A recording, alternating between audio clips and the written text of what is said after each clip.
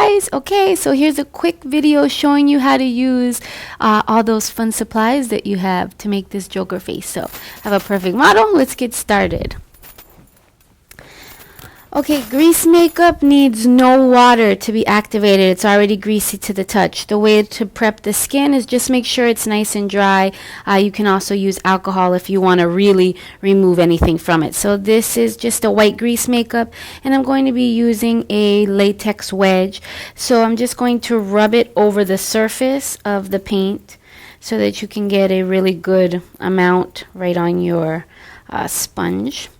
And because the good thing about the Joker is that it's kind of a messy look, you don't have to worry about it being 100% perfect with the application. So I'm just going to use this sponge, rub it evenly across the skin. And you'll leave kind of like a space over the eyes because we are going to be filling them in with black.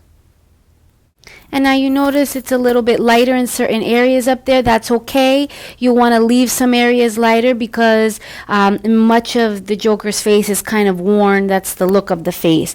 So as you start running out, again, just reload your little sponge. I'm just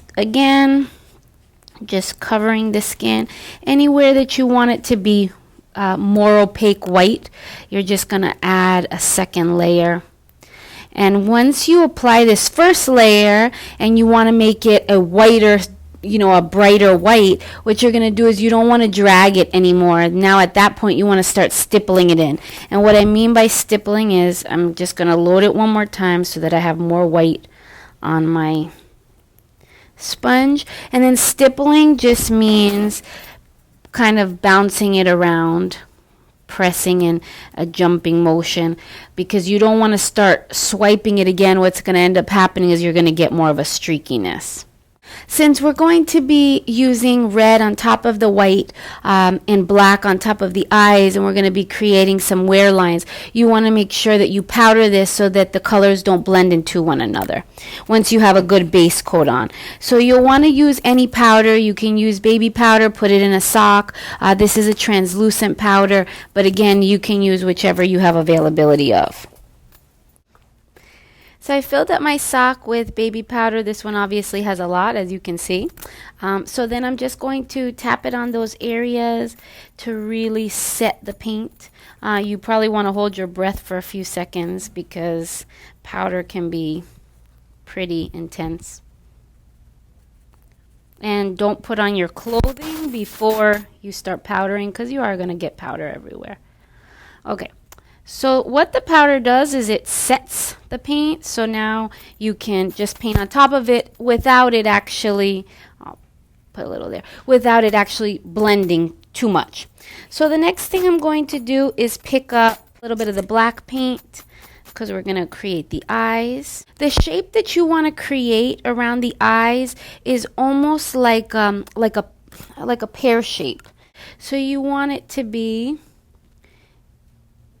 in this shape, almost like a pointy egg, okay, for the eyes. So you don't want it to be too round. So I'm going to again just pick up the black, and then I start kind of like in the corner of the eye, but I cut through that eyebrow so that and then I'm just going to just press it in again.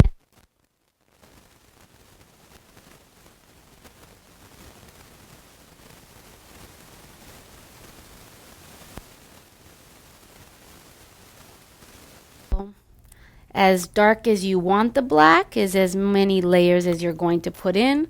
So I just did one eye, and now the same thing, cut through that eyebrow, kind of stipple it in. Once the eyes are done, you have a couple of options. You can take a Q-tip, which would be the easiest for you, and you could just kind of drag it out like so, especially in the corners of the eyes to create those wear lines right inside of there, especially while the paint hasn't been set. And this will just give it a little bit more of that smeared on effect. And so I'm just kind of dragging the paint, because the Joker, what he did was just kind of slop the paint on his face too. So now I have the eyes kind of done, and then we're going to move on to the mouth. Now you guys do have a cream pencil, and once this is set, now you can just draw on top of it. So all you're going to do is start at the corner of your lip, and you're going to bring it up just like that, and then you're going to start on the other side and just kind of make a jagged line as well. I like to take my same Q-tip that I was using and just kind of rub it right over that line as well that you did with the red before we go out and start blending it even more. So just kind of rub it over it so that what it gives it is a little bit of a deeper wound. And then your pencil. Now, one thing to remember about your pencils is that they're a grease pencil, so they're softer. So if you're going to start sharpening them, just put them in the refrigerator or the freezer for a couple minutes to harden this cream, and then go ahead and start sharpening them. So going back to my same Q-tip that I was using, I'm just going to again kind of blend out the mouth, make it a little bit more of a messy look. And then I start going right along the jaw and pulling it out with my same Q-tip. And just a little sloppy. You don't want it to be too perfect. That's not going to make it fun. And using still with my same Q-tip, making sure that it's doesn't have too much black on it, you're going to come over the edges of your nose to just kind of give them that snared effect, using still a Q-tip. What I'm going to do is just add a few little lines, kind of these wear lines right on the forehead, and you'll want to create them with the natural shape of your face almost. So if you want to scrunch your face and then follow those lines like this one or this one and where these are, that's probably going to be your easiest way to do it. So is just again take your sock and you're going to powder the entire thing. This is going to set it so it's going to become somewhat waterproof for you.